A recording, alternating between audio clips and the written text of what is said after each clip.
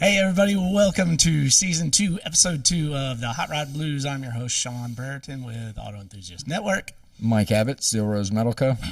I'm Javier Agustin, okay? With Bomberster Customs. I'm Sean Young, and I'm not sitting next to this guy anymore. And Matt's down here. Say, hey, Matt. You have a mic, Matt. He's not going to do it. He's not going to do it. He's not going to do it. Right. So why are we here, guys? We are here with our guest, Mr. Mike Cooper, Spanky's Hot Rods. Good evening. Yeah, welcome. Hey, Mike. Hey, Mike.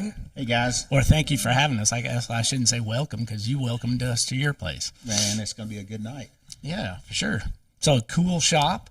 Thank you. Yes. Very awesome. Got a lot of cool stuff on the walls and lots of cool stuff. Well, thank you. It's a working shop, though. Yeah. That's right. Got to get the stuff done. Yeah, that's right. Well, I was like I said it when I got down here. It's a lot cleaner than the last time that I was down here. Yeah, I knew I had some guys coming over tonight. Yeah. Had a little work to do, didn't Well, you? it's not. It's the kind of junk that I love and that we all love, which is hot rod parts and stuff. So, where was all that stuff coming from? Like, tell me a little bit about where that was coming from and basically where you had going on before. Like the parts and stuff that you bought? Yeah. Well, I started with 20,000 square feet in Heber Springs, Arkansas, and we moved back to Hernando. And all of that 20,000 square foot stuff, Compressed down. yeah, compressed down. Got rid of a lot of equipment that I missed some of it, but I've still got enough to get the job done. But a lot of those parts had to find new homes for them. You know, stuff I wasn't going to need. No sense hoarding it up and keeping people like you from finding what you need. Yeah. So Gene's actually the one that kind of ushered me in here. You know, he mentioned Spanky, and I was like, I know a couple Spankies, but which one are you talking about? The hot rod Spanky from Mississippi. The little rascal. That coupe deal. Gene actually got that body, and we did like a body. I bought his body, and he bought the body we came down and got. I was trying to keep up with all that. Hey, it was y'all's deal. It was our deal, but you were really gracious. That thing, I was telling Sean Young on the way down here, that thing haunted me for 2 months. And I wanted that one, and I was like, man, I just don't know. And I kind of like let it go. And one day I'm at Mike's shop. That was the first day I met Gene, was at Mike's shop, and we were talking about the same coupe because he had just bought a coupe. And I said, I don't know this guy. And he goes, oh, I know Mike Cooper. I could call him right now. And he called you right from the shop. And that's how that deal got started. Yeah, So, I've known Gene for a long time. Great guy. yeah, super great guy. Hey, why don't we hop back and tell us a little bit about how you got started in cars and stuff? Like what, That how did goes you get a back. hot rod shop and all that kind of stuff? Well, getting started in cars, that goes way back. And I'll try to speed through it, but 5th, 6th grade, spent the night with a friend. He lived over by the Coliseum. It was probably in the 70s. All these cars kept coming past. We're outside playing tag or something, you know. And I'm stopping in my tracks, you know, these street rides. And cool cars keep coming by. And I was, 5th, 6th grade. And we talked his dad into following them. And they went to the Coliseum, and it was the very first NSRA Memphis event. Oh, okay, yeah. So that was pretty cool. So, we didn't get to go in, but we stood on the outside and looked in, and that was probably it. I mean, everybody's got a trigger, and that is when I got bit, I guess. Yeah, it's like having an epiphany or something. Right, exactly. And so we went around to a few of the hotels, and looked at all the cars then, and that was just cool. So then from then on, I'm doodling cars, and art project at school, I'm drawing a car, and so fast forward a few years, now I'm 11, 12, 13, throwing papers, and my paper route was on Getwell and the speed shop down there where Full circle. right, and so I would I'd walk in and hand them their paper, Right, kind of right. thing. And I'd A take little extra customer service. I'd take my time going in and coming out, and there's always a cool car sitting out there. And then I had that paper out for a couple of years, 14, 15-ish, and got to meet those guys. And I'd call down there and say, how much would it cost me to have all of my rubber hose on my car in that shiny braided stuff? You know, they knew exactly who I was. Here's that kid again calling. Right. Oh, $300. So they were just kidding, you know. Well, they probably wasn't kidding, but they were just throwing numbers out there to get me off the phone. And I'm starting to save my $300. I didn't have a car yet, you know, but I'm saving for parts, you know. That sounds about right. And then comes, you know, American Graffiti and, you know, Hollywood Nights, you know, and so it just never stopped. It just went on and on and on from there, you know, and meeting people and following them and, you know, having a goal, you know, and try to achieve that goal. So what was your first car? Yeah. That's a great question. Well, I worked 13 and 14 and 15 and saved my money, except for enough to go skating. And I saved up like $1,150, and I bought a 71 SS Nova, and it was probably in 80-ish, you know, 80, 81. And I was 15 years old, driving on a hardship. Like the first month that I could drive by myself, I drove. I worked at Baskin Robbins, made $1.25 an hour, and all these cool cars would go by and catch my eye. Where I saw some taillights for a Nova. I jumped out there and I was looking. It was my car. Oh, no. It was the last time I saw it. Oh, no. How long did you have it before they took it? About 6 months. Dang. Oh man. And it had been stolen once before from the original owner.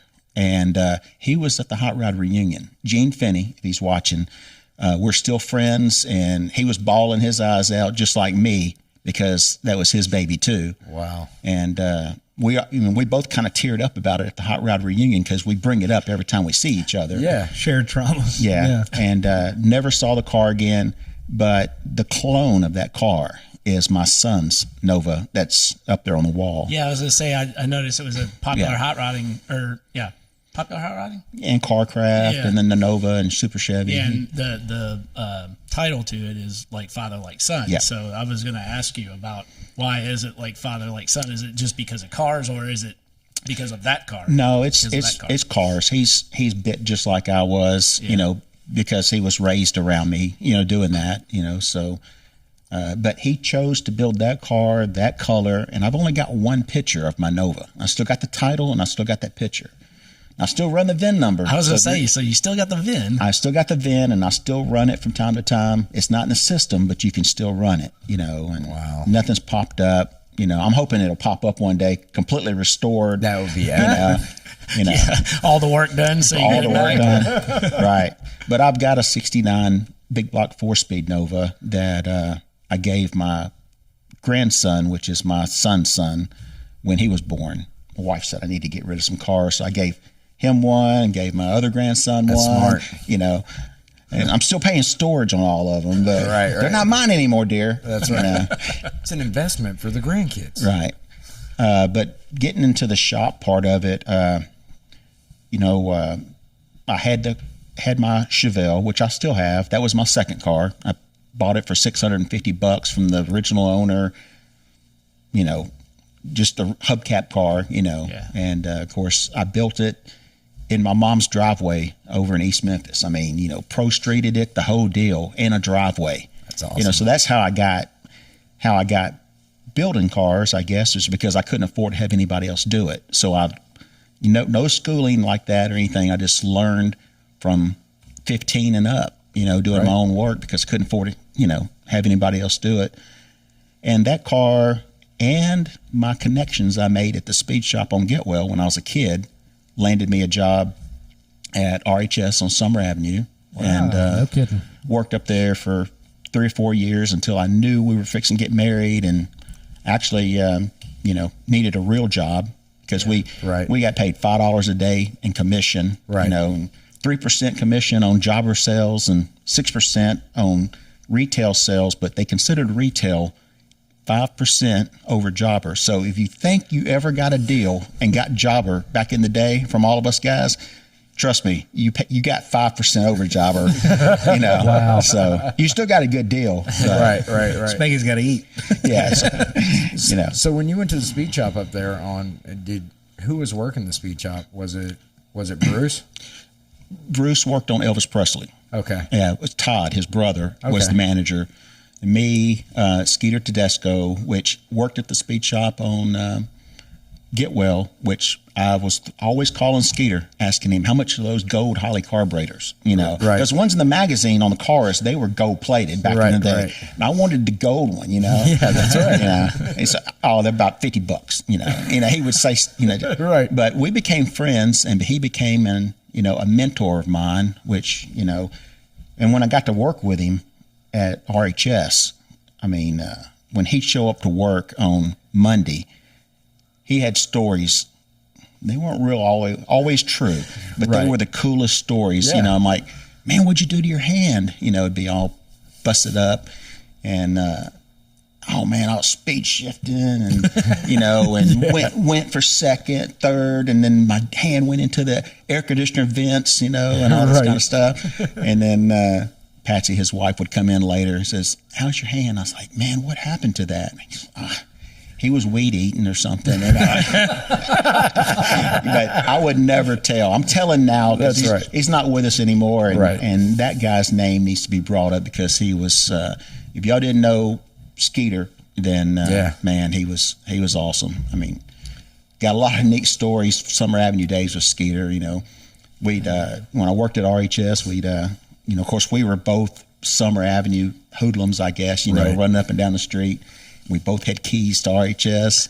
And when the traffic and everything would get thick, we would pop in, we'd pull our car in, put it on the lift and start doing stuff to it. And we'd look out there at the window and everybody'd have their hands, you know, faces all pressed up against it. We thought we were cool. Yeah. He was cool. I was just the kid hanging out. you Right. know. Where was RHS on summer? Right across the street from McDonald's and Zaire. Yeah. Down the street from Lucky's. Well, where Lucky's would be, right? Oh yeah, Lucky's was super Yeah. shops. Lucky's was super shops. Super yeah. shops. Yeah. It's yeah. in Lucky's- O'Reilly's now, isn't it?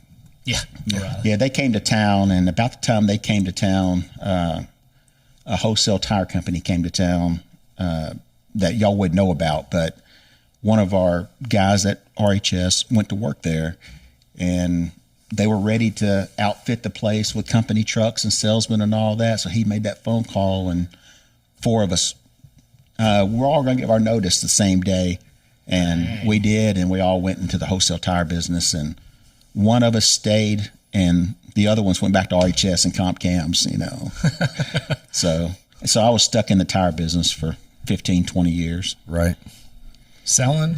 Yeah, selling. Yeah. Yeah, I mean, I had a Territory and a company truck, and I was a kid. I was, 19, 20 years old, and I was married, fixing to get married. So trust me, it was a way more money than the $5 a day Right. and the commission. Yeah. So you just had an anniversary yesterday. Yeah, I was just saying. Happy anniversary, man. Thank you. 37 years. Yeah. Wow, that's awesome. So it's important we bring that up. How has she been on the whole journey? And everyone, all the husbands at home are like, He can't say we that. can't. All the husbands at home are like, why are you asking him? No, she's been a trooper. I mean, she loves. Well, I mean, I don't know that she loves this. She doesn't really like to ride in the cars because she doesn't want anybody looking at her, kind of thing. You know, the attention that a hot rod gets. Oh, you know, right. Yeah. We're all used to it, but believe it or not, the women probably. You know, Yeah. but they're not looking at your hair, dear. I promise you, they're looking at the wheels. Right. You know? That's right. But yeah, she's keeps me out of trouble. So That's good. I mean, cars are expensive, but so are bass boats and golf clubs and That's right. Guns or whatever. guns and all that other kind of stuff. Might have even brought in some money. Yeah, yeah. Well, I mean, the hot rod part of it came about because I sold our tire business, Right. and at that time when I sold the tire business, I was, didn't really know what to do. And when I sold it, I did it with a non-compete clause so that I'd get the heck out of the tire business, force myself. And I was building my son's Nova. It did really well, got a lot of attention, which brought me a customer. And that customer's car got a lot of attention and brought me more customers. And then it was just a snowball until I had to get rid of the snowball. You know, I tell you, it's a difficult business to be in. I've never been there, but I've got friends that do it, and it is. It's a hard row to hoe for sure. Well, with me being passion driven and all, the next car had to be better than the last one, better than and that snowball is stressful. Yeah. I mean, you had customers, but I mean, the bigger, fancier, more expensive the car, the stress, your customers, the demands go up on everything, on yourself. And, right. I mean, I was probably more harder on myself than the customers ever been. I mean, and then when I get a customer, it's, I shy away from a customer that says, I got this car, I want this color, and I want these wheels on it, and all that kind of stuff. Basically, they drop the car off, and I get to do whatever I want to it. They're making fun of me. That's you. I pulled an Abbott. You guys are pointing at me. My microphone is not in my face. Sorry, Spanky. We have a phantom heavy breather in the group. Okay. This happened. Everyone at home, I'm sorry. You heard it before we did, if you're listening right now, but it happens occasionally, and it's usually Mike, but I think it was Sean this time. It was me. Anyway, Spanky, you're saying about your craft and passion, and I think that's why he started breathing heavy in the first place. What did I say? Everybody's looking at me. Nothing, just passion. Trying to figure out what it is. When we started doing this season one, I guess after season one, I smoke 2 packs of cigarettes a day, and normally I'm in the story, so I'm like, they're like, Mike, this time try not to breathe into the microphone. So of course I'll pull it away from you. It's usually I don't mind tonight. I don't mind it, but usually you'll get like a whistler. There's like a booger. It's just sitting there. So anyways, that's aside from the story. Anyway, back to your profession and passion for cars. Yes. Yeah, the customer is only one part of the right. It's only one part of it. I think me and you are a lot alike in a lot of aspects, and being your own worst critic makes it's really tough. Yeah, because the customer's like, oh, this is great, or they think it's great long before you do. Right. Which isn't good enough. Well, the good thing, I'm pretty smart, I guess, when it comes to common sense, and I saw the direction that I was going, and I had to stop it. I kept wanting to be bigger and bigger and better and better and do everything, and did a couple of SEMA cars, and I saw it through some of my employees at the time. I only had 1 or 2 employees, and we did a TV show, Search and Restore, and I sent him on the body shop portion of it.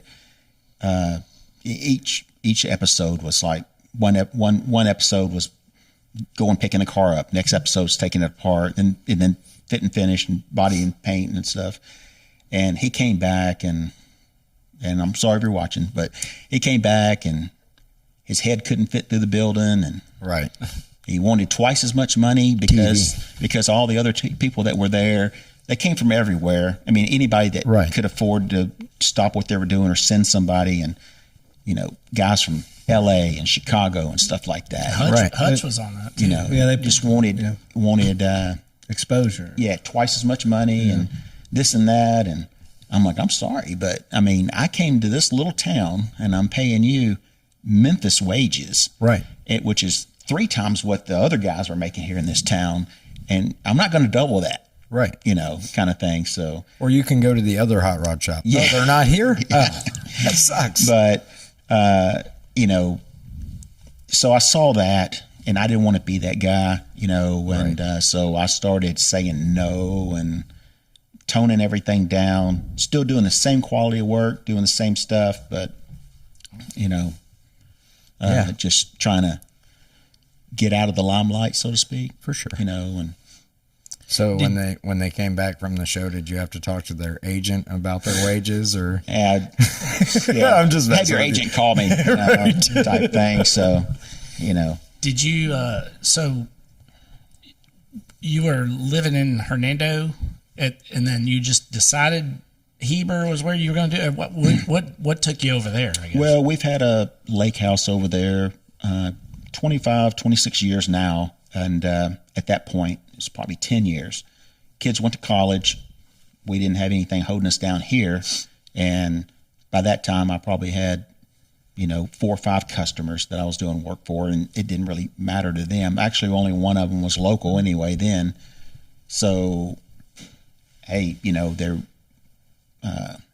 let's go over there and check it out. But the house that we had was more of a weekend lake type house, and we needed more of a permanent type house. So we found a house downtown, 100 years old. My wife's passion for houses is like mine for cars. So nice. We restored an old house and or remodeled it. We put it back like it should have been 100 years ago, but Right. with a updates. OE plus, I guess, OE plus. It's a resto I mod. like that. There's a little bit of a resto Yeah. mod. You took a the day two. 1990 out of it and put some cool stuff back in it. Oh, it But- took all the brass out. yeah. But we were doing the old get it on the registry kind of thing, but it had a concrete driveway. And I'm like, I'm not taking this brand new concrete driveway out and Right. put strips down. Yeah. We'll forget that, but there wasn't a place for a shop or a garage. Right. So, and we still had the house here. So there was a 20,000 square foot, 100-year-old building downtown, right there, right in the square. So, I may try to find some pictures of it, but it was probably the worst thing. We probably looked at it 20 or 30 times, and I went in it a couple of times. I carried her in it, and all these little creatures were running. There was a tree that was like 6 inches round growing up out of the concrete floor because of all the debris that was in there. It's like Right. our building. Yeah. I didn't want to mention it, but it like sounds like how we work out of that building today, and we've cleaned it up. But we took flashlights in for the very first time, and it was for sale, and it had been for sale for 5 or 6 years. And took flashlights in, I shined it up, and I saw these metal trusses. Now, the ceiling was wood, and it had the rock and tar on top and Right. stuff. Well, not really anymore, Yeah. but Right. it started that way. But had beams, the steel beams and stuff, and she says, "This is not that bad." Got good bones. Like, Good bones. I'm like, sold. So it was really weird. It was back to my wheeling and dealing. But we had bought the house downtown, the 100-year-old home. We still had the little house for sale that we had. And the guy that owned the building was still next door in a brand new building that they built, they were transitioning because they didn't want to over, put yeah. the roof and all that. He was smart. He didn't want to. So I traded him that house for that building. Wow. And then we completely gutted it and put all brand new everything in it, and then added a building on that was basically the paint and body part of the building. And it's still there and doing good. And it was right downtown. And you got to be careful what you pray for, because I got that. Prayed for it, got it, and then after employees and trying to downsize my head, and all Right. that, I was like, man, I wish I was in my shop at home, Less stress. Yeah. So I put an exit strategy plan together and groomed one of the employees, and owner financed it all, and he's there. But by that time, 10 years had probably came and very successful there. Probably had 40 full-blown projects to do, and half of them were probably unlimited budget type projects. Wow. So, and I didn't have employees to do it. So, Well, you got to know when to walk away and hand it off. yeah, too, so. yeah. So, owner financed it all, left a lot of the equipment behind, financed all that with him, and left all but probably 10 customers behind. And I kept the ones that would have gone somewhere else anyway. Right. And I'd already done multiple cars for these guys. So I've really had the same customers for 20 years, 22 years, however long I've been doing it. Wow. And I mean, most of them all want to do another one, but I'm really, if you're all watching, I'm really, I've got my own stuff that I want to do, and these things eat up a lot of time. People Yes, don't they realize it, but I mean, 2,000 hours, 2,000 hours in one is not a lot, So that's a year, so, Right. They add up quick, and I'm not fast like I used to be, so nowhere near as fast as I used to The be. meter stays running though. Yeah. Well, I mean, I got a pretty cheap meter. You can still put pennies and nickels in my meter, I mean, Right. I don't have that dollar slot yet. Yeah. We are talking minutes though. Oh yeah. Right. Well, minutes turn into hours. So. Yeah. So you look at some of your projects; they've rotated through since the last time I was here. But there's one in this room right now that I was blown away with from Jump Street, and that's this beautiful orange Roadster behind Mike and Sean. Thank you. And you wouldn't know it, and we'll get some pictures. But those wheels are brown, and you told me the color. I want you to tell a story on it. Well, I mean, I knew my inspiration. I mean, it could be a women's handbag. It could be anything. And the inspiration of that is a Reese's peanut butter cup wrapper, except for the orange. I mixed that orange up, sent it off, had it formulated and everything, and it's actually called Spanky sweet potato, and it's in their catalog. But, Very cool. If anyone listening at home wants that color, look it up. Yeah, my wife said the other day, she said, "Is your car in the garage?" And then she turned the phone around, and she was on my phone, and it was a clone to my car, and it was a buddy of mine, and he asked me what color my car was a year ago. Oh no! Wow. That's same wheels and that's everything. so terrible, but Really? it's such flattery. But it's also like, why? Yeah, it's like, why at would least you change the wheels or something. Yeah. So, but yeah, that's the inspiration behind that is the Reese's peanut butter cup. The wheels. I had a scanner and I scanned the side of the UPS truck. There it is. That's Scanned the side of the UPS truck because I cleaned it for him and all that. Scanned it, and I had no idea that UPS trucks had metallic in them. Yeah. So I send the formula down and have them send me a paint so I could paint the wheels and stuff. I painted them; they looked great in the paint booth. I took them outside the sheet, see what it looked like. Man, green and blue and red flakes in on there, it. And I was yeah. like, what?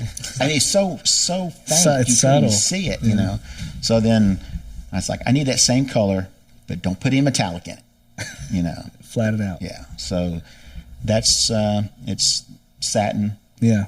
And did the interior, all that. Yeah. Same way. Yeah. And he'll have plenty of pictures, but everyone, and maybe they scan it through, but so we talked about the carpet. Where'd you get the carpet? Bed, Bath, and Beyond. There you go. For all your hot rod needs. Yeah, It's in the Beyond section. It's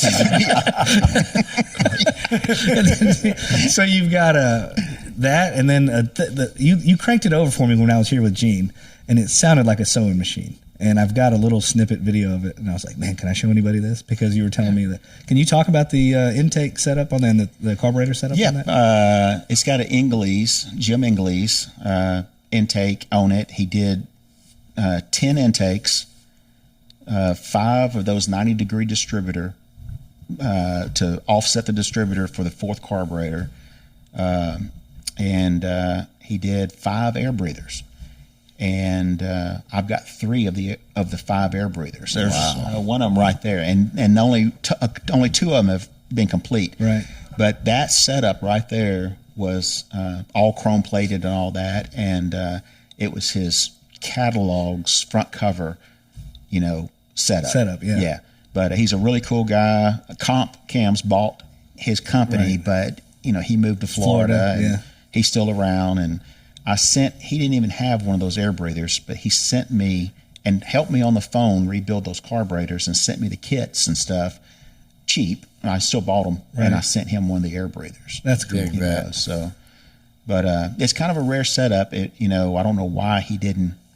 About the time that he was making those, they were coming out EFI stuff. Yeah, the and all downdraft. That whole catalog's all downdraft stuff, and it's impressive. But to see that and know that was part of his catalog, it blew me away. That's why I brought it up. Yeah, but he on that intake, it's set up for the DC NF 40 Webers, which is 84 Ferrari. That's the Ferrari. Yeah. So first, before I called him, I got the part number off the carburetor, Googled it.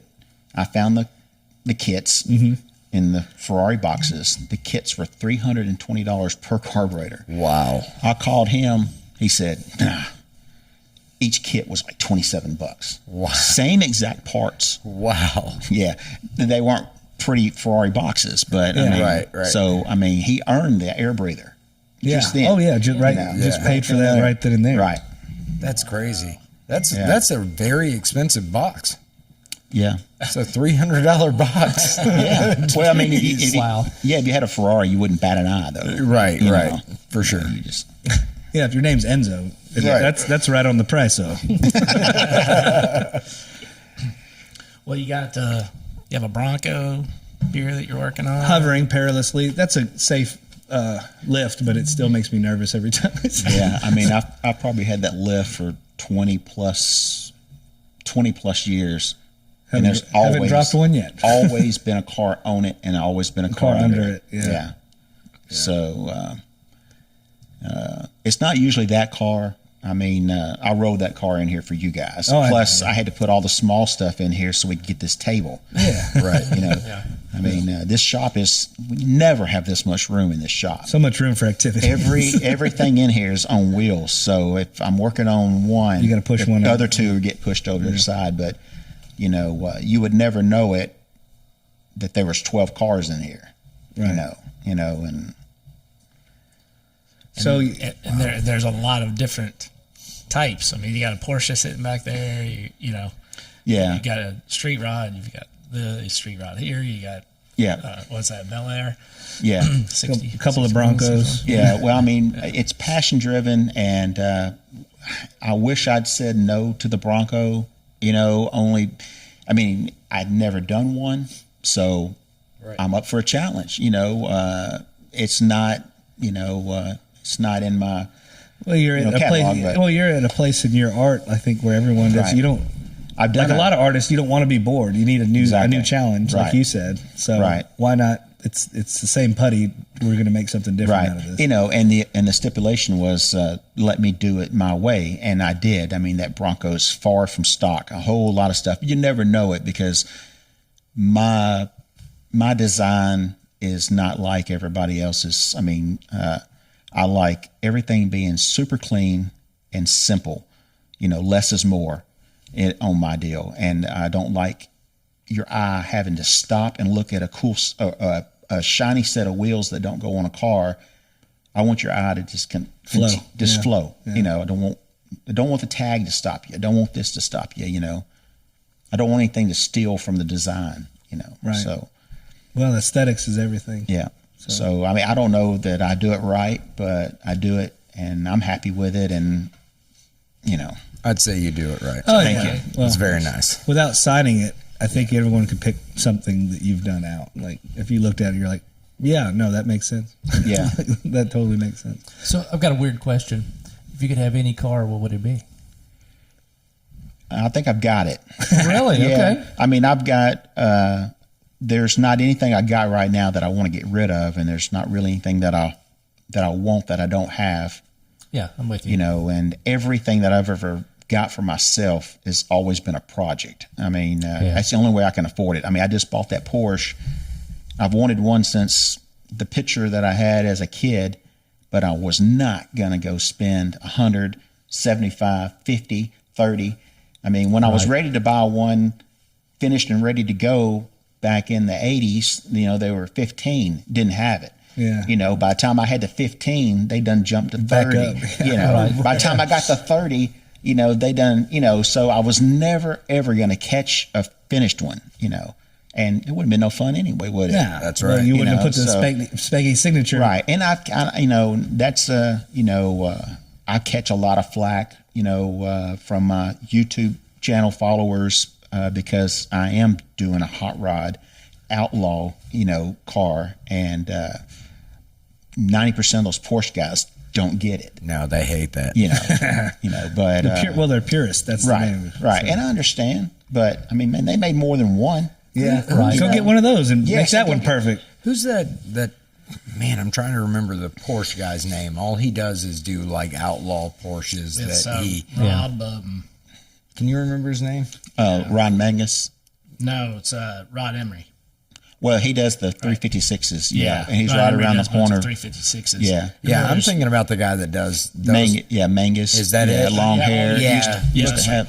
Yeah. Yeah. You know, he has some original stuff. Yeah. But he's an outlaw guy. I mean, you know, and that's. I And mean, he has I like mean, a clothing design. Yeah, he deal, used to right? have. Yeah, he used to have a clothing company, and Yeah. he may still have it. I don't know, but he has got one of every year Porsche, and they're all cool. And he's right downtown in L.A. And Right. you know, Best friends with Seinfeld. Yeah, you should look Yeah. him up. Seinfeld's a big Porsche guy. Yeah, I he's- want to buy a Porsche just so I can LS swap it. no. Oh yeah, go over like a fart in the There's a space. few. There's a few been done. There was one at Oh, I'm SEMA. sure. There's an LS is speaking of, they'll probably put an LS on Mars. I'm pretty sure. Right, As right. soon as the atmosphere can Right beside the support White that. Claw. It'll be EV everything. I'd rather EV it than LS it. I think. You know, I was thinking with about you. this today since we brought EV up, which we tried not to do on this show. I know. The Hummer EVs have finally hit the market, and I saw where somebody took they plugged it in on 120, and it said it was going to take 4 days to charge. And all I could think about is I can't wait till one gets flooded or insurance, so I can. It's going to be like my Porsche. I'm going to chase that thing till I can get my hands on it, so that I can swap something dirty and nasty into it that burns fossil fuel. Okay. We really need the sound effect so we can do the womp womp womp. Wait, anytime Matt's got the microphone of that. Yeah. anytime someone says EV or LS swap, womp womp womp. Yeah. Yeah. Right. Yeah, there's a Tesla in space. Is it still orbiting? You know what else is in space? Space? Nothing that matters. More space? That matters. So what is this over here? 30. It's a 36 Pontiac. Really cool car. I mean, changed out all the wood inside to steel, made running boards, reshaped the rear fenders. It used to have a trunk on the back of it, you know, so got another GM deck lid and then made the back half to fit all of that. So it, you know, I like using the word sexy when you're talking about a cool car. Yeah. But it gives it that. Every guy you know, knows it. Oh, yeah. it gives it The that heavy breathing stuff. Yeah. that blown up skirt look kind of Yeah. thing. Okay. You know? Maybe not that much. Well, you know, You dirty bird. the back of it actually reminds me a little bit of like the Chrysler Airfoil. Yeah. The way it. Yep, and I did. You shot the other car that I did, but I did a '36 Chevy for Jerry Patton. You know, that black one with the pink flames. And Oh you yeah, shot yeah, that's that. right, that's right. I yeah. did the same thing to that car. Yeah. You know, and I like that car. Is yeah, that I car's did that. art and speed. It was. Yeah, Okay. he sold it. It's actually in Burbank now. Oh, You know, wow. yeah, those Okay. folks contacted me, and you know, Jason gave them the number and everything, and they contacted me about it. But I built that car in 2004. Wow. Yeah, 2003, 2004. So that guy had a lot of Chevys. Didn't he? Yeah. He had the Hemi powered Chevy. Yep. He had that, and It's the same- I built him a '58 Nomad, and kind of a kiwi green and black, and it did a really good job in all the magazines and cover of a few catalogs and stuff. And I think he still has that car. Man, you're going to make it so hard for me to find pictures of all these damn cars. If you could I got name pictures. drop a few more, that'd be. I'm having a Okay. panic attack over here right now listening to that. He's gonna have to. He's not writing any of this down. He's gonna have to No, listen to the no. whole thing. Yeah, no, I've got pictures of just about everything that I've built. You know, just because I mean, these things are like they're like family. You know, when Yeah. you build one and you're working on it every day, or you know, you put 2,000, 3,000, 4,000 hours into one, and some of those big high end cars I've done, I mean, they've had you spend a lot of time with a car, Yeah. and you know. I'd love to have every one I ever built, but I mean, my tastes change, and I would not build the same car over again. You know, by the time I get one finished, I'm ready to change half the stuff on it. But if it belongs to a customer, you can't do that. You know, Right. just- Right. Well, I gotta say too that the one that we were talking about, what was it, 36 Chevy, right? Yeah. Yeah, it was 36 Chevy. It's black and it had pink flames on it. Yeah. And There's a story with all of that. well, yeah. So I knew the story, or I think Justin told me the story. But like black and pink, like pink flames, you'd be like, man, God, My that daughter sounds was- so gaudy, you know. But Yeah. like it's done so well that I wanted that car. I mean, I was like, man, I'd have no problem with pink on, What it year was just it? It's a 36. Basically the same as this, but the front end is different. But that was for Jerry's daughter, and the whole car was going to be pink, right? Or they wanted the whole. They brought me a catalog or a street ride magazine or a street ride book from Barnes and Noble that was printed in the 80s. Yeah. And it had the seafoam green, it had the coral, it had this, and she had all these pages bookmarked. I'm like, all the old street ride colors. I'm not that artist guy that, okay, now where let me put the next line? Right. I'm the guy that's going to put my lines where I want to put them, or, I don't want to, it don't matter if I'm broke and don't have another customer. I'm not doing this for the money. I'm doing it for the passion. That's right. And if I've got to paint by number somebody else's picture. So anyway, I was like, okay. And I got tiptoe. You just can't slam the door on. Right. So I'm like, all right, who's going to drive it down to the alignment shop? Me, you, or her? Because I don't want to drive a pink car, And he said, well, what are you thinking? I was like, let's just put some pink flames on it, let's paint it, So I did renderings and stuff and all that back in the day and did a rendering of it, a couple different ways, pink stripes, pink this, pink that, and the way it ended up is the black and the flames aren't necessarily pink. There's all House of Color and there's probably 10 different colors and they're purples and blues and reds and violets and stuff like that, but it gives the pink look. Right. And it says I'm a girl's car, and it's a girl's car now. A man's husband or lady's husband bought it for. Oh, that's cool. Bought it Very for his cool. wife and all that. So it's. But I spent. But as a guy, you could drive it. It's not embarrassingly right. pink or anything. I left here. We get it, Sean. You want to drive a pink car. Yeah. No, I left here in it. Drove it all the way to Louisville to the Street Ride Nights, and drove it all around all weekend, and didn't think that much about it. Yeah. Turned heads the whole weekend. I knew I was in a car with pink flames, but nobody else seemed to care that much about it. So when was that car built? Probably. 03, 04 era. Okay. So it's 20 years ago or Yeah. so, And- which it's still relevant. It doesn't look like it was a 90s car Yeah. or whatever. It's still not good to go. get off subject or toot my own horn, but that I take pride in building something that is Timeless. Yeah. and I stay true to that even with the customer. I was like, no, we can't do that. It's hard to do. That is hard to do Like- because it's the fanfare of using new technology. Right.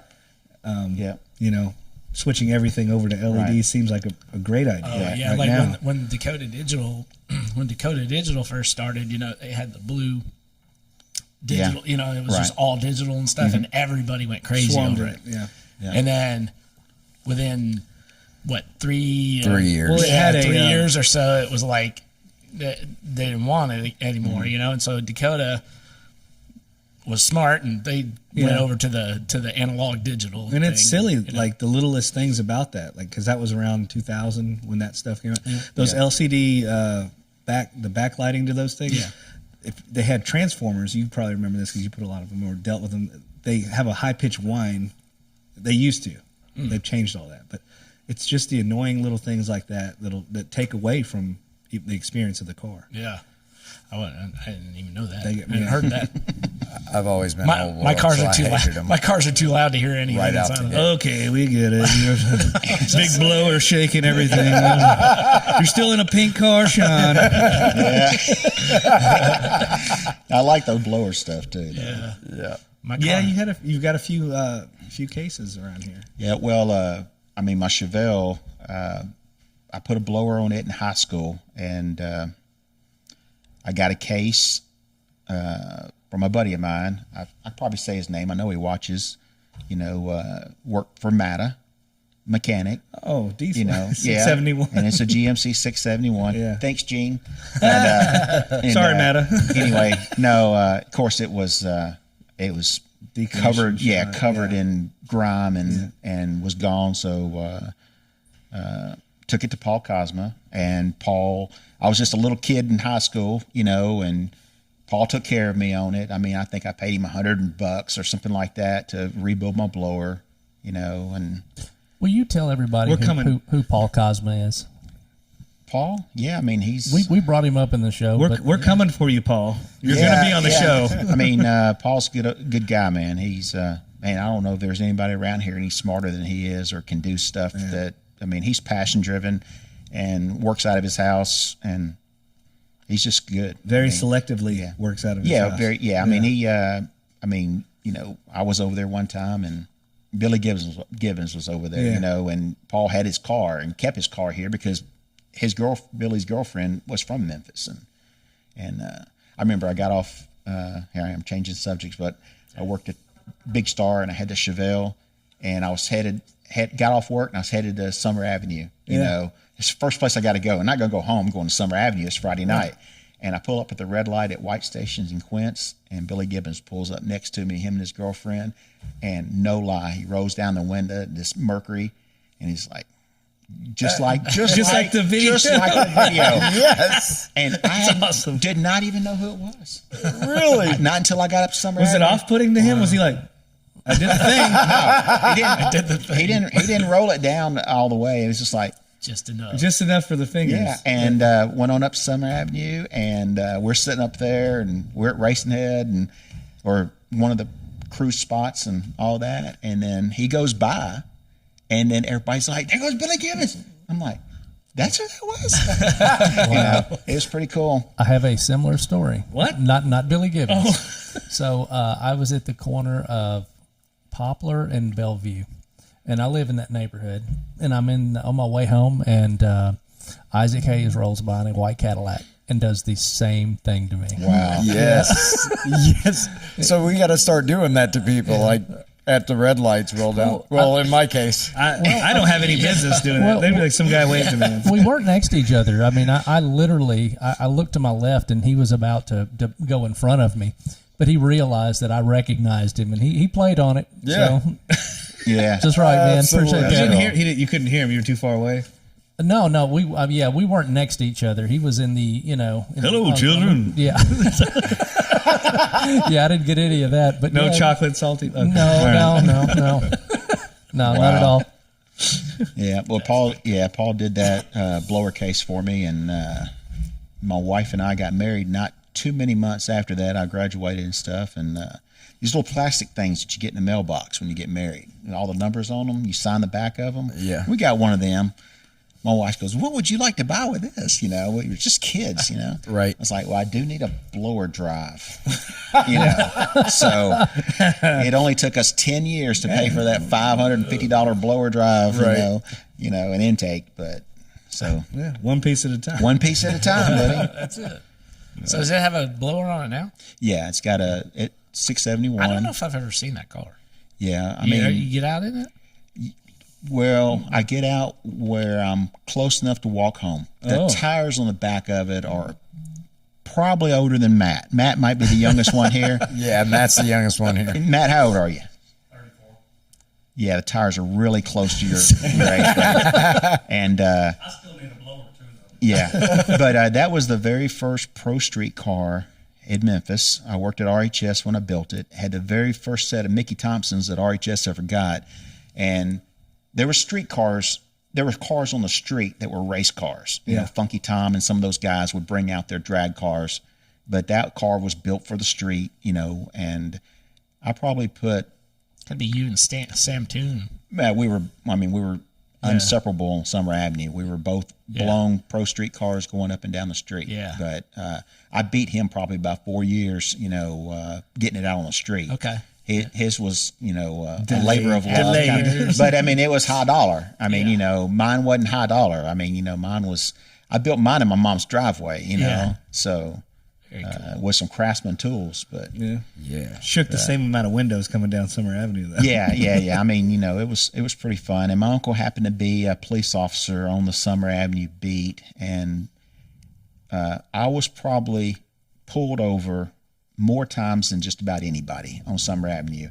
Wow. And everybody, I'm telling it now, everybody thought I was a bad boy. But it was like, hey, I'm just checking on you.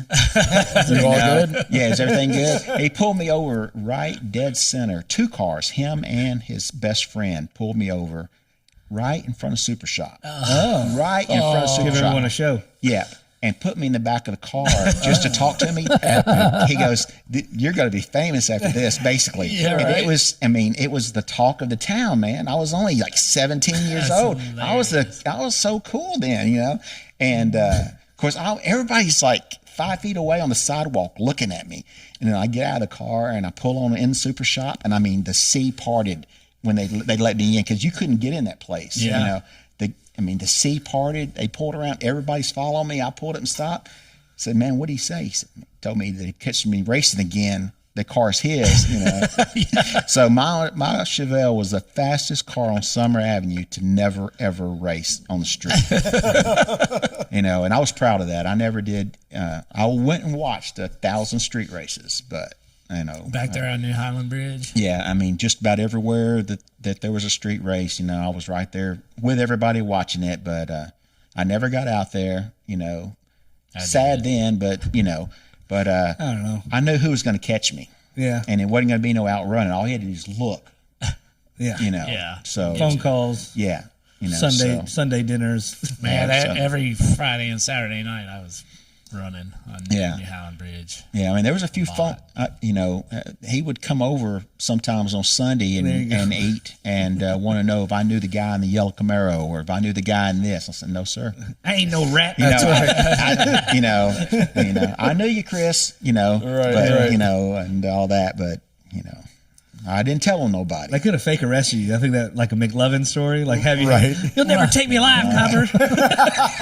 Yeah, Have that somebody was drive your car over. that was memories right there. That's Yeah. cool. I was just a kid. I was scared. I knew it was my uncle, and I was still scared. I'm like, what did I do? Right. Yeah, I was scared too. Like I still raced, but I was, every time I never got comfortable with it. You can't race scared, Like Sean. I know, but that's probably why it wasn't any Living good. my life a quarter But, mile at a time. Well, the other thing was at one point I put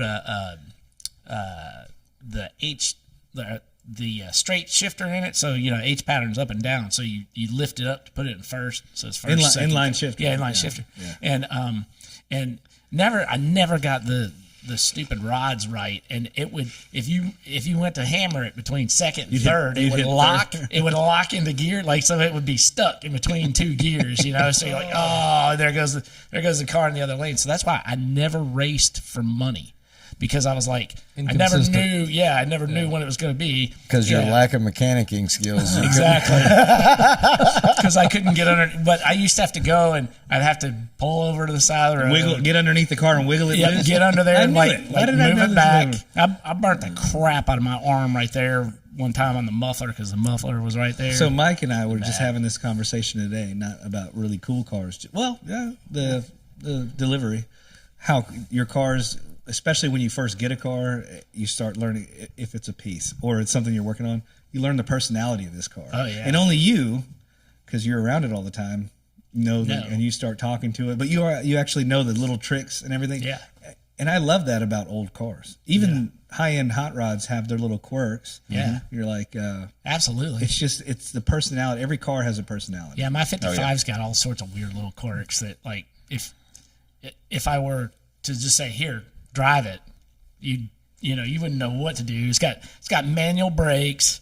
It's got the gas pedal, because I have a manual clutch in there. It's not a hydraulic clutch. So because of the way that the rod goes, I put a low car cabled gas pedal on it. Well, that comes right where the clutch pedal comes, right? So I ended up having to move the gas pedal up. And let me tell you, if you move the gas pedal up just half an inch, how different the gas pedal works. Oh, your response, yeah. And Your throttle response is yeah, because completely the fulcrum point or whatever moves. So so you're pushing and you're like, and then it goes over the fulcrum point and you flick hammer it the down, gas. yeah. My dad drove it for the first time, and we drove down Summer Avenue, and then I turned around in like I can't remember the name of the place, but there's a place that was like a call center or something there on the left at Sycamore View. I turned around and we swapped spots, and he got in the car and he pushed that gas pedal. He's first of all, he's trying to get used to the clutch, right? Where's the clutch at and whatever. And he hits the gas pedal, and it's like, he like spins the tires, he throws a clutch back in. It was like, sorry about that, Dad. It's a little off, So you just got to know where to put your foot. Like, to me, I get in and I don't even notice it anymore, but like in the very beginning, I get it. Yeah. So it's always, you gotta flick on the fuel pump. You got all those little things that you got to do. So the Impala that I ran up on my old high school sweetheart, when I ran up on her again, and the guy was kind enough or cruel enough to let me take it around the parking lot. When I got in it, he was about to tell me something, and before he could tell me, I'd already pumped it. It wouldn't start unless you pumped it 3 times. And you bumped the key, and it was the same. I did it out of reflex because I drove it for 3 years in high school. And he was starting to tell me it's a little, and I was like clack clack clack, and it fired off. He goes, oh, and I was like, this is my car. This is my car. I don't want to go down that route. So many little things like that.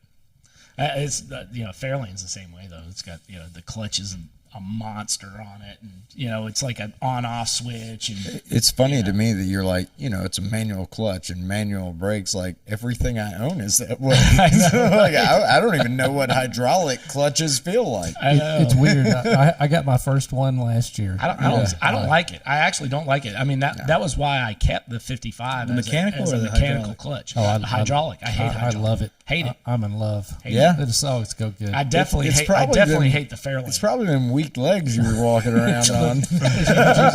chick legs. I've got those chick legs. My 55 is way easier than the one in my Fairlane. He's got a naval injury. Okay, a naval. Just everyone listening at home, it's not a belly button injury. This man, thank you for your service, and sorry about your ankle on the ship. I was fighting a war at sea. An emotional war. Emotional war. It was in a sea of emotion. Oh man. Well, so do we want to talk about no, this thing's been sitting up behind us. Let's talk about this awesome. What would we call that? A plate? It's a pizza pan. It's pizza pan. I'm going to give it over to Spanky, awesome. but there's that, and then we're going to. So tell us about this. Well, Show it to the camera, Spank. the camera can see it. It's a pizza pan, and Mark Hagstorm up in Ohio was one of my vendors in our automotive art museum in Heber. And in the street rod shop, I had a pinstriping automotive art. It had to be something handmade and cool. And Heber had a lot of art galleries and stuff downtown. And the lady that put all of that on wanted to do a blues themed deal. So I'm like, hey, Mark, next month we're having a blues themed art walk where, each, you walk from gallery to gallery. It's like a Friday night or Saturday night, and I would stay open and do that, even though I was a hot rod shop. I had the cool stuff that people would want to come see. So he did me a couple of pieces that had blues in them, not just the color blues, but this says hot rod blues. That's so crazy. All right, this was nuts. done. He goes by Fat Daddy, and very, very, very well known pinstriper. This was done in 2010. Wow. So just so Way everybody, before so just so we everybody were Hot knows, like, Rod we Blues. were anything, but like the inception of our name was something that we brainstormed. We had I think we did that on a podcast, and we settled on the name on a podcast. It was one of the early ones. On the first one? Was it the first one or second one? No, the third one. The third Remember, one. we had everybody came up with all these names, and we had a list of them, and we all went through it. But Yeah. I think the first two actually had a different name, and we didn't pick up Hot Rod Blues to the third one. Yeah. So, but that's amazing. Well, I want Completely to, organic. I want to give this to you guys, whatever y'all want to do with it, because it means more now to you guys than it does me. It's That's just been crazy. hanging on my wall for a while. That's cool. Thank you. So Yeah, he sent me a picture of that, and I was like, "Man, that is super awesome." yeah, I just And whipped that up last Thanks, night. man. Yeah. And I was thinking, I had no clue he was that pinstripe kind of a like that. Like, I was like, wow. And No, then when we it's got like- here, you're like, yeah, that was painted like 10 years ago. I was like, what? You went back How? in time and Yeah. painted that? Mike, that's amazing. not what's happening here. Yeah. No, I mean, I do pinstripe, but it takes me, 6 months to get back, Right. That's funny. There's a DeLorean in the back that goes 88 miles an hour. Scott's.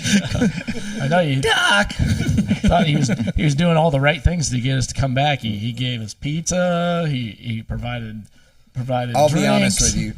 making us To that. present day, you are absolutely the best host that we had. That is no disrespect Sorry. to any of those Sorry, the rest of people the guys. that had us there. Yeah, I'm sorry. He hit all the marks. Fed us. He had cookies on the table when we got here. He specifically got drinks that he knew we liked from watching the shows. How epic is that? That's true. Wow. Sean He Young. had his girl beer in the refrigerator. It's crazy. Yeah, except for the White Claw. He did not have the White Claw. I couldn't do Didn't that. have a white I claw for Mike. just couldn't stand in line with that. No. Well, Oh, that's nuts. That's unbelievable. Yeah. I appreciate that back rub. Thank you. That's no really Really been working something out between my shoulders. yeah. He's a good body guy, if you know what I'm saying. All I'm saying is Sean was like, see if there's Dr. Pepper cream soda in there. I was Oh, like, my God. we are in Hernando. Yeah. Might be able to get it. Yeah, they were all out. No worries, man. We tried. No worries. Every time I go to a gas station, you know where I'm at. I'm in Binghamton. I'm Oh, like, yeah. hey guys, I'm going to the gas station. Want me to give you something? Every single time this guy says, cream soda, Dr. Pepper, I'm like, man, that's at the corner of Summer and Hollywood. There ain't gonna be no cream soda, Dr. Pepper. You can get an orange drink. There's a chick. There's a chick working down there named Cream Soda. You don't want to talk to her. That's Did I give you your first one? I feel like I introduced you to that. No, you didn't. No, I feel you, like you, it. you bought me some one time, and I think that was enough. I was supporting your habit. yes. That's it. Oh man. So you've been in Hernando now. I mean, you've been here for a long time, but when did you move back here to do the stuff here? Probably about 5 years ago, 4 or 5 years ago. Okay. Yeah, we were in Olive Branch, raised our family there, and started in Memphis, and then got out of there, Olive Branch. Then college came for them, so we left, and then came back to here. Grandkids brought us back, or we'd still be there. Kids and grandkids. Yeah. So Spanky, where's that come from? back to the tire business. I had a secretary, and lunchtime, me and one of the guys in the warehouse, I was the manager and he was my warehouse guy. And we were out playing Frisbee like we did every day at lunch, or shoot basketball or something like that. And we came back in and she said, you look like Spanky and Alfalfa, and I was like, hush, did you order those business cards like I asked you to? He said, I'll get right on it. So my business cards came from the home office, and about 3 weeks later, I get my business cards, and it was Mike Spanky. Yes. So for the first Payback. for the first hour and a half, I was kind of mad, and then I had a good rapport with my customers, and she told one or two, and before you know it, in a 500-mile radius of Memphis, nobody ever called me by my name anymore. And you never hushed anybody again. So I've had 2-3 businesses named it with so Spanky's Tire Connection and Wow. Spanky's Hot Rods and Customs. So you can't run from it. Use it. You got to own it. Yeah. So Own it. so I mean that's how that came about. I don't know why. I mean, as skinny as I am and all, I guess it could be worse. I could have been Alfalfa. You could have been Alfalfa. Yeah, like 50-50 Alfalfa, shot on that one. Yeah. Alfalfa's hot. Mike, rods. Alfalfa. Doesn't sound Yeah. too bad. Yeah, I came out okay on that 50-50 toss. So I got another question, just because I've been sitting here like I know. squirrel like I always do. What is up with all the things Yeah. up here with the arrows? Well, those are picture frames. You know, yard sale. I paid like a quarter a piece for them or something like that, and somewhere, and I'm gonna have to get them all done again. But the most, I think there's 13 up there. The most 13 influential cars that I've ever built. I got cool pictures made for them, you know, and they go in there. But Just hadn't got if around y'all to putting the pictures If y'all in had there gave yet. me just 2 more days, you know, Right. Well, you All right, had to have that anniversary in all right. there, you know. You see these lights. You can't see the lights, but there's some lights, and they're exactly 16 feet up from the floor. They've been on my workbench for 4.5 years. Did we do that? I put them up yesterday just for you guys. Oh, thanks, man. I stood at the top, on the top of a 12-foot step ladder and hung those up. I had to wire the outlets. Then I had to go back up there again and hang them up. Good for you, man. Only because you guys were coming. And when we Thank came you. here, he said, "I hate heights." Oh, I hate heights. Yeah, I'm not I good hate with it being on the top of a ladder. Yeah. Like if you're on the very top of a ladder. Yeah. Like I don't like open heights. Mm-hmm. I can go up in a skyscraper and Right. look down, no problem.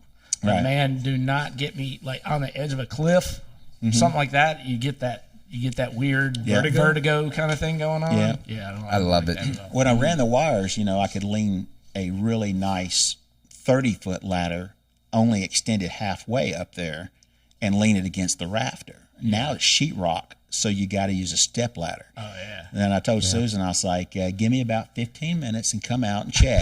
Make sure I'm not She laying said, well, you dead. want me to stand there? No. Yeah, I want you to see I this. do not. So she came out as I'm going back up. Well, I already got the outlet done on one. I'm going back up with it with a ladder, and I heard the door shut. She's being real quiet, didn't say anything. I was like, I know you're down there. Give me another 10 minutes. You know, I was like, she said, I'm just going to stand right here. No. You can hear it, but I don't want you to see it. Oh, man. You know, Yeah, right. I mean, she said, where are you going to land at? I mean, either in the back of that truck up there or down on concrete, you know. Hopefully it's a truck. Yeah, hopefully it's a truck, you know. I know the truck's on a 2-post lift, man. You go. Yeah, I mean, you know. It may be coming down. might be the lift. Yeah, they don't call me Spanky for nothing, you know. I'm going to be that counterweight that's going to go the wrong way. Call you Splatty after that. Yeah. I'm not good with heights either. No, I don't do it. I used to when I was a kid, but now I know what happens, you know, when you hit, you know, and Yeah. and I have.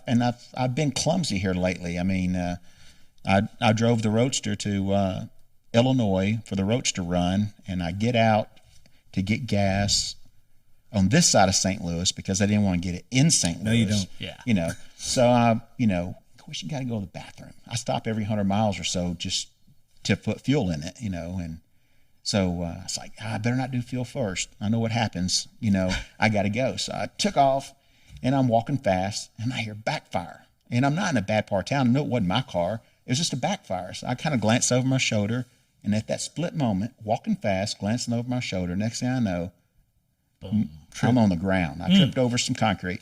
I broke both wrists. No. Yeah. Jeez. Man. Manual car, 4-speed, you know, and I'm on the way to the Roadster run. Yeah.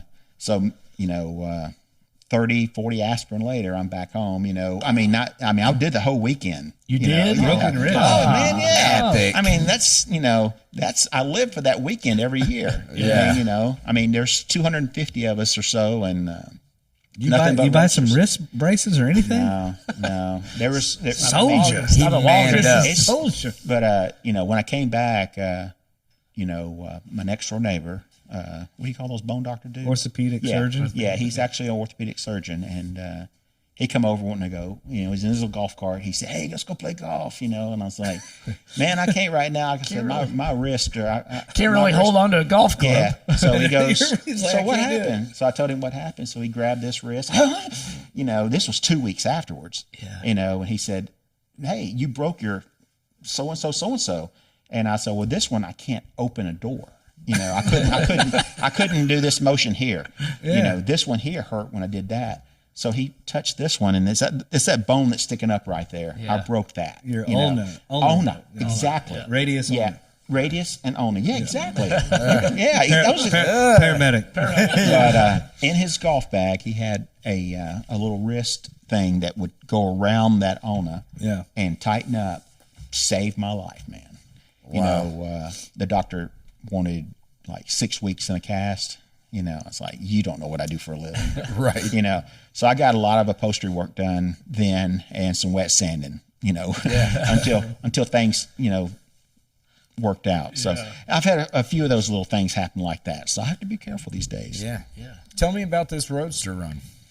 Well, it started out as a Facebook group, and we're Midwest Roadster Run. And what started out to be probably 20 or 30 guys that all knew each other through Facebook, we all decided to meet.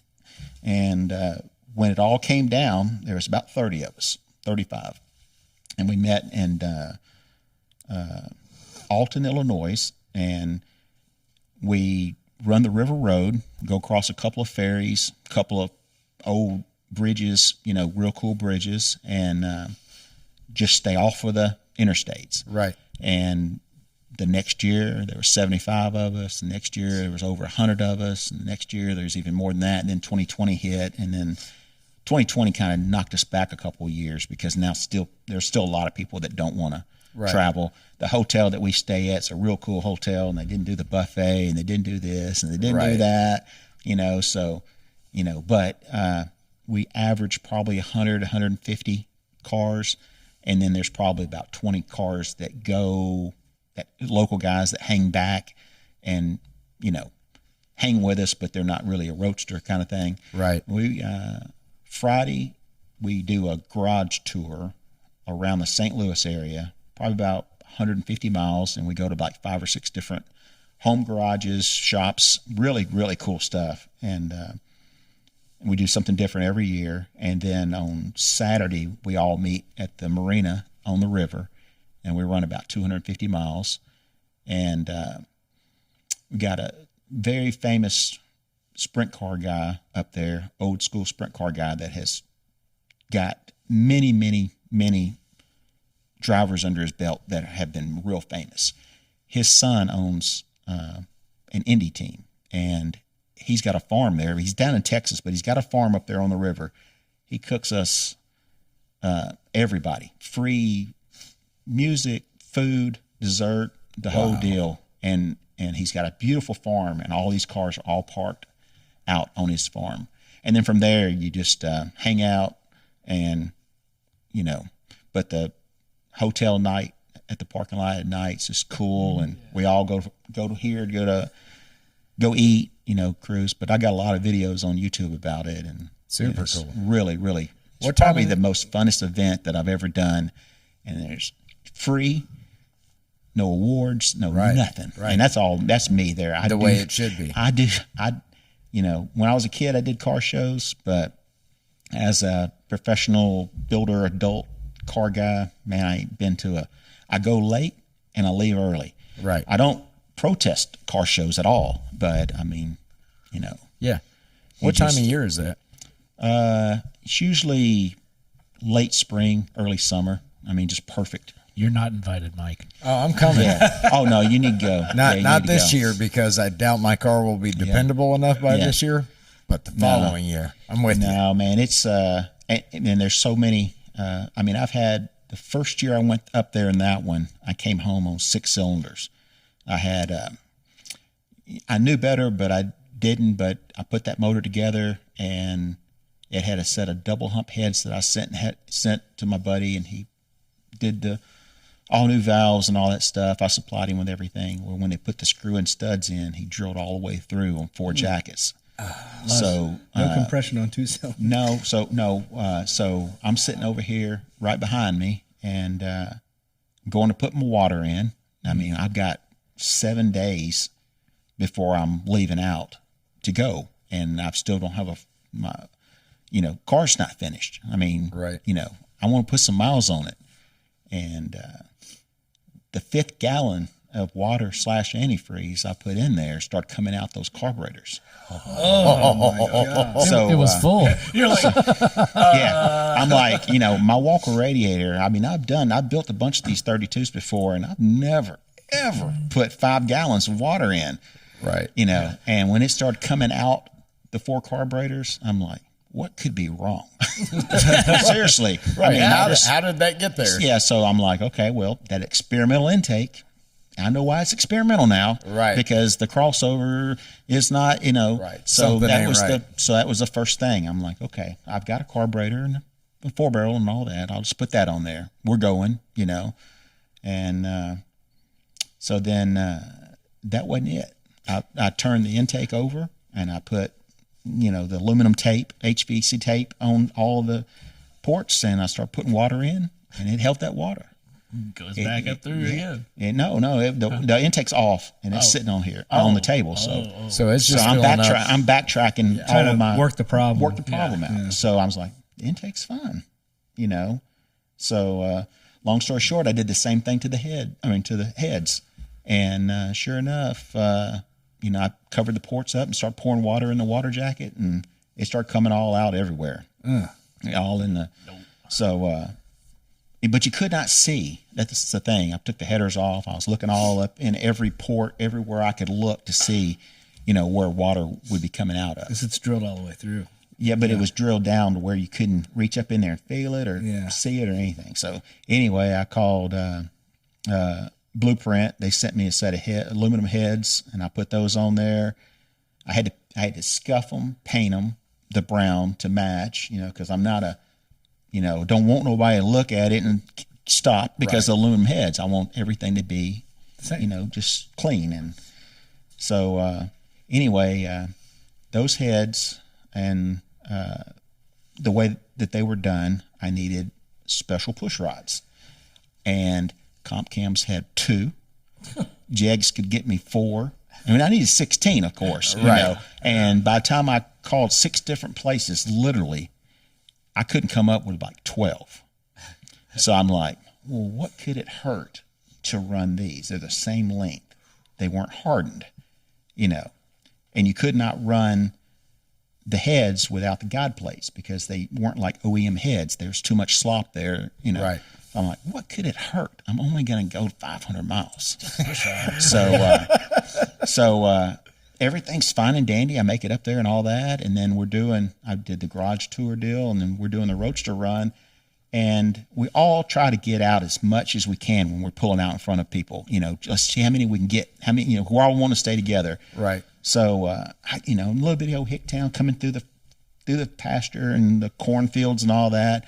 And there's no cops or anything. So I'm going to hammer down, and we're going to all get out. We're going to get 10, 15 cars out before the next car comes.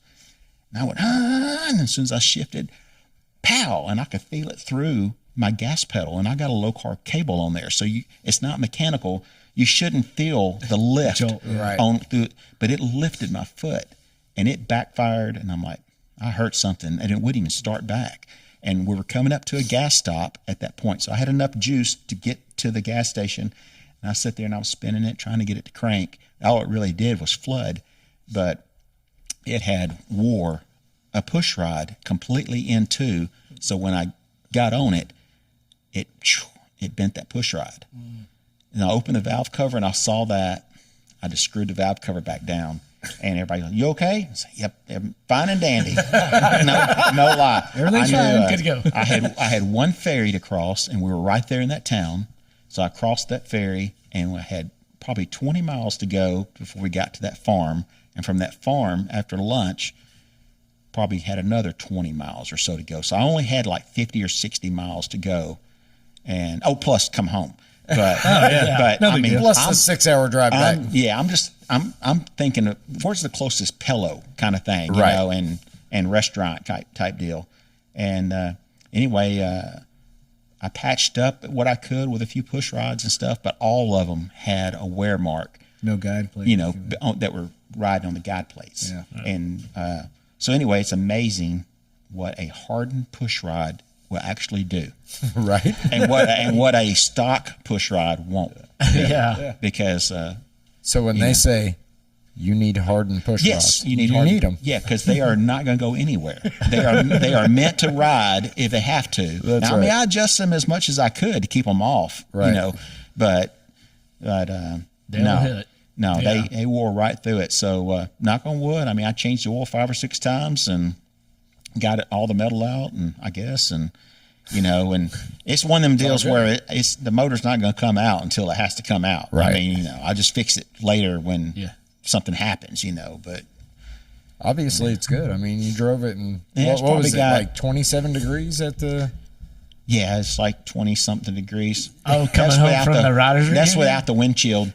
That's the actual temperature. Yeah. You had the matching knit beard though. I tell you what, man. That was it- epic. Dude, you Yeah. had to be so frustrated. I don't know how you saw, because like The- when I get real cold like that with wind in my face, like my eyes are tearing up so bad and stuff. Like You're crying. there's no Yeah. way I could not have seen His it. white claw Yeah. freezes in his hand. Well, no, I You don't mean, want to see it. my face was fine. My face was fine. My son had gave me these driving gloves that he was using. Or, you know, I say driving gloves, but I was using them to drive with, but they were real slick, and the steering wheel's real slick. Yeah. So the steering wheel, I mean, you really had to put the death grip on it to keep it from sliding. Yeah. Well, when we came home, we didn't have those gloves. Oh, man. So it was like sit on this hand, and then when you need to shift gears, and then sit on this hand for a little while because my hands were Yeah. that's what took the blunt, you know. And I guess I drove all the way around. I got on the interstate, got on 369, you know, somewhere over there in Collierville area, Yeah. just to you know, Speed things and along. boy, yeah, speed things up, but actually the temperature sped up too. Yeah. Yeah, dude. Yeah. The wind chill factor Yeah, the went wind to a chill million. factor. Yeah, and you know, I waved my son off at his exit. He just stayed right behind me. Yeah. And I was like, man, I told you, you should have just. He said, man, I kept seeing you switching hands. I didn't think you were going to make it. You know, I was like, it was cold. Did your wrist start hurting from the injury? No. I mean, surprised. I've actually. That's actually pretty good now. I mean, there for a while, even after it stopped hurting, Yeah. I would have these little nerves in here would hurt, Tingling. and my wrist would be like sprung, but the bone part of it didn't hurt anymore. But So tell us about getting your. old stinks, man. Where are we setting at? Yeah, we're like hour 20? Yeah. Well, I was going to have you 126. have you do for everyone at home your YouTube channel. Actually, spell that out for them. Yeah, Spanky's Hot Rods and Customs. I mean, just Spanky's Hot Rods and Customs on YouTube.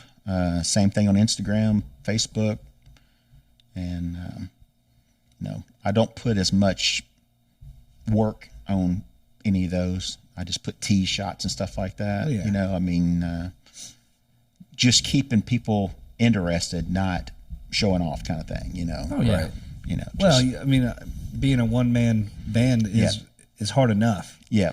And I know that just from the stuff that I'm doing. Like, if you want to put, like, I've tried to do stuff on the Instagram, and I'm like, this is taken away from what I'm actually trying to do. Right. And then the editing, which hats off to Sean for everything, because Yeah. he's our main editor. So That's a lot. Editing is a lot of work. I mean, It's you know, enough to just get content, but then you Right. have to chop it up and make it look cool. And you're Right. like, I don't have the Have energy to get for you that. guys excited about sending pictures, you know, all of that. You know. Yeah. Right? yeah, You're but gonna get all mine. the Facebook, I mean, the YouTube deal has kind of been. I'm a little late to the game, but I feel So like are we. yeah, but I feel like I've got something to do. I mean, I need to share something. You know, whether I know anything, and you know, entertainment value, or I'm just trying to encourage people not to hurt me and Mike, because we're both in this business to have customers, but we'll have customers no matter what. But I am trying to encourage somebody to get off the couch and get out in the garage and do something. I sign off every video that same way. You know, if you're through watching, get off the couch. Or if you're through watching, get out in the garage and go build something. I don't care what it is, whether it's a birdhouse, just go use some tools. Yeah. You know, because we've got to stay active and all that. So I'm just trying to give something back to anybody that's willing to watch, and you Amen. know, Amen. just you know, just having a good time, and I guess you could say showing off a little bit. But I try not to. The stuff that I do, I try not to show off. I try not to use any kind of tool that the DIY guy doesn't have or has access to. There's guys on there with their pull maxes and they're this and they're that, and they're trying to show you how great they are doing stuff. And I watch some of them, you know, and they're all cool, and you can watch those for entertainment, but I mean, the DIY guy's not learning anything. It's not an encouragement. So I'm just really trying to encourage people to do their own work, have a good time, enjoy the hobby for what it is, and, you know, built, not bought, Yeah. Oh yeah, 100%. you know. it's a lot different than it was 15, 20 years ago as far as building cars. I think your average guy is kind of taken it to the next level. Right. I see a lot of things, father and son teams that are bringing cars out that are just absolutely amazing. Right. Good for them, man. I think that's where it's at right now. That's right. And a lot of that has to do with YouTube and social media and people sharing techniques. And because, 15, 20 years ago, you couldn't pull out your phone and look how to anything, make really. a damn door panel or whatever. Sure. Change a water pump on anything. Right. I mean, you go to YouTube for everything. It's all accessible now. Yeah. Well, when I was having all those 9-inch problems, I learned how to set a 9-inch up, by watching videos. Right. You couldn't have done that, a while back. Yeah. Absolutely. Kinda crazy. And the hope is not just to garner interest in this generation, but this is out in the interwebs, interspace. It's out there. Right. Right. You're going to be able to access this for as long as technology is accessible. Right. Right. Well, I mean, on the same note, that's kind of why we started this, was because, we saw the guys and the rodders and stuff, they're getting older. We got these stories, like, we got to start cataloging and documenting. I mean, somebody's got to have that stuff, I mean, Lewis Kimmery did a great job with the videos and stuff that at the at the Rodders reunions and stuff, but it was like, they just got all these stories and stuff. It's, it needs to be in more than just one place. And, Right. so that was kind of our thing, was like, hey, what the heck? And then it was like, well, it's not just Rodders, but everybody's got some cool stories that, of stuff that they've done, and, all the super shops and Summer Avenue and stuff like that. So it was like, let's Well, that if something. a picture's worth 1,000 words, What's a having video worth? having a video and interviewing somebody is priceless. Yeah. I mean, that's and timeless, like you said. It's not as good as print magazine. That's enough. That's enough stroking ourselves, is what I was about to say. But then Sean had to say that. Still got a print magazine. I do miss the print magazines. I mean, I had quite a few of them, and they did really well. They did a great job helping me get my business going. Yeah. So that is, I think that's one thing that's kind of gone away a little bit, as far as, I mean, it still does help, right, to be in a print magazine, and but the problem is that there's not as many people looking at them, Right. And it doesn't, and there's so many other mediums out there. It's not the thing. Right. I don't know. Like I disagree to a launch, point. Well, I'm just saying to launch. Well, like, because it used to be people would, you'd go to DeCoin and you would unveil your car at Right. DeCoin. Nobody knew anything about it until DeCoin, and then it was like, oh, and then there's 20 magazines, Been there. So I disagree from a different point of view, which is like you're pushing volume numbers per issue. I'm talking about if you yourself were to get your car featured. And it doesn't matter that we're not pushing that anymore, or that somebody knew that this was just because your own YouTube content suggested that there might be something cool coming, to get that printed still. And I'll go back to a very recent one, it which has was status. Oh, I mean, status, and like not just status for the community, but like you For you, personally as an yeah. achievement. Yeah. Oh yeah. More recently, and we bring Gene up, but like when his car made it, it was like, and you could ask him, you could call him right now and ask him.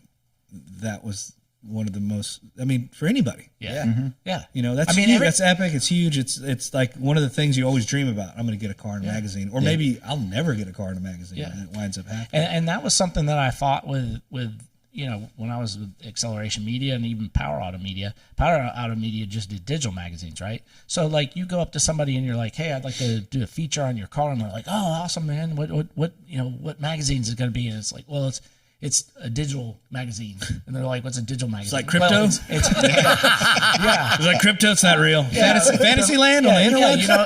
And they'd be like, "Oh, what's a digital magazine?" I'm like, "Well, it's website or whatever." And they're like, "Okay, yeah, sure." I guess that's all right. There's not that same excitement. To No. So you're just going to shoot this whole thing on your iPhone, huh? Yeah. It's a 14 Pro Max. Hey, I'll tell you what. There are people who still do that, and don't get me wrong, an iPhone, Samsung, whatever will work, but there's there's something about carrying that camera at least that gives you a little bit of credibility where they're like, okay, like this guy actually has, this guy has a $2,000 lens on there, at least, you know. Hey, my Apple costs $1,000 too. Hey, I'm still financing mine every month. $25 a month. It's right on the bill. They don't even tell me about it. And you know, that's the thing though, is getting your car in a print magazine. And I feel like, you know, it's important for car guys to support magazines and the magazines that are out there, because like that's what at least me and I hope the next generation coming up, like that's what you aspire for. You know, you're looking at the magazine, you're like, one day I'm gonna have a car in this magazine. That was me. I mean, I know exactly what you're talking about. Yeah. I mean, and I know the day that it happened, it was just great. Right, you're like, oh my god, Oh, a I'm car sure the I worked euphoria on. is just- Yeah, Everybody It's an out of body calling, experience almost. You're like, No, is this actually happening? Yeah. I mean,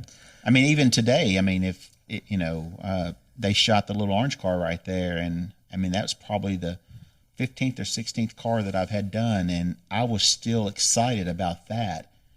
yeah. You know, I mean, not excited about seeing it in the magazine or anything like that. That it was happening. Just excited that somebody thought, Recognized it. Yeah. somebody thought Yeah. enough of it to do it. Yeah. Right. So I mean, it don't matter who you are. It's still, or how many times it's been done. It's still exciting. Yeah. So we definitely should press, people to get print magazines and support print magazines, because that's a big deal. Yeah. Big call back to the orange car. I just realized this because you said it was a Reese's. So you're technically standing in peanut butter when you're. That's right. I know that's very off, but when like, it's, and I try not to drive it when it's 100 degrees because it gets messy. It's like the other night when it was 20 something. No problem. Wheels held up fine. like a frozen Reese's. yeah, I see what you melts did there. melts in your mouth, Yeah. not in your hand. Kind of. Nice. it's a hard candy shell. Yeah, it's all. You got a hard candy shell. Well, guys, we've been here a minute. Yep. Yeah. I could give one, just got to say one thing. So the automotive industry lost another big name person. If you're in the automotive aftermarket, Smitty Smith passed away suddenly this year. Worked for Edelbrock for 30 years, and he was the, when you said the name Edelbrock, Smitty Smith would be the first guy that comes to your brain.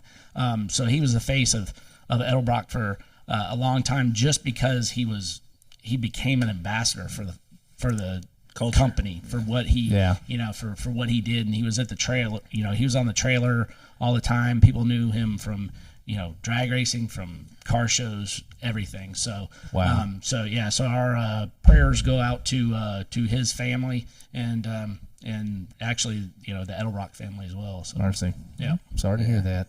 Yeah, for sure. So Mike, tell everybody where we went Friday night. Tell everybody. Well, Harleywood. Do you Gold know Club. Harleywood? Hollywood. Yeah. But he's long-term friend of Blue. They consider themselves yeah. brothers. Yeah. An unfortunate accident. His daughter passed away, and we went to her celebration of life at an MC club. Yeah. I think it's the first time Sean's ever been to an MC. Very first. Yeah, and he had no clue, and I'm like, I'm trying to kind of prepare him for what an MC was, but I think I overly prepared him because now, mind you, it was on Elvis Presley north of 240. Oh yeah. If that tells you anything. Bellevue. Yeah, and it was the nicest motorcycle club I've ever been in my life. It was epic. It was huge, and it was beautiful. I was like, this is not what I was preparing you for, but it was definitely a heartfelt thing, and Sure, absolutely. and it was great to go and to support Hollywood, but it was also a really cool experience, definitely for Sean, his wife, and my wife too. She had never been to anything like that, but we had a good time. Absolutely. We did. It was it was definitely a good time to be had. So thoughts with Hollywood and all of his family and everything. Tono as well, good friend of ours, who is her long-term boyfriend. But yeah, it was epic. Hey, let's all look at Sean changing batteries. Yeah. How's that $2,000 camera coming? Right. No, that's the lens. I guess they sold the batteries separately. Good. There we go. We're back in business. We'll just edit that part out. Just don't ask that. Actually, I took some pictures with it, and I thought, oh, there's enough battery there. to make it through. Yeah, I should have charged them all the way up beforehand. Okay. Well, Javier, you want to get us out of here, bud? I don't know. After that, I don't Do you know. have anything you want to? Do you have anything you want to add at the end of this? Just What's the YouTube channel? Spanky's Hot Rods and Customs. On YouTube. Yeah. YouTube. Gotcha. Check that out. Thanks for thinking about me and inviting me to be part of this party. No, thanks for being having who us. you Yeah. are and contributing to the culture and for everything Yeah. you've done. Yeah. Well, thank y'all. Absolutely. Y'all subscribe to his channel, hit For the sure. notification button, all that stuff. Ring and the bell. Then subscribe to same our channel. thing here. Yeah. Same thing here. Or vice versa, however you wanna do that. Tell your friends because you Yeah. know we'd like to start building this thing a little bit more. So Yep, that's what I try. you know, All right. Spanky'sHotRods.com. Get Yes. you some T-shirts and some swag if you want it. Oh, Nice. wow. Okay. Absolutely. Coloring books, too. I should have worn my Yeah, Spankies. I bought shirt. coloring books for all my boys for Christmas. That's awesome. Yeah, Absolutely. See, I mean, that's just part of trying to get the youth back involved. That's right. You know? That's right. I thought it was epic, You know, and they I, love them. I keep Hot Wheels and stuff in all of my cars and give them away at the shows. I mean, you know, just anytime a cruise, you know, cars and coffee or something like that, you know, it's a little kid, give them a Hot Wheels, you know. Dig it. I mean, something triggered us, That's right. you know. Yeah, and, for sure. Very cool. You know, so. Yeah, absolutely. So where are we at? Right here? Right here? Yeah, Really? that's wherever you want to be. This has been Hot Rod Blues on location at Spanky's Hot Rod Shop. We'll catch you next week, where our guest will be undetermined. Take two. We're going to try that again. See you later. No, that's fine. Let's leave it at that. Let's do it like that. Kill it. Sorry, Spanky. Bye.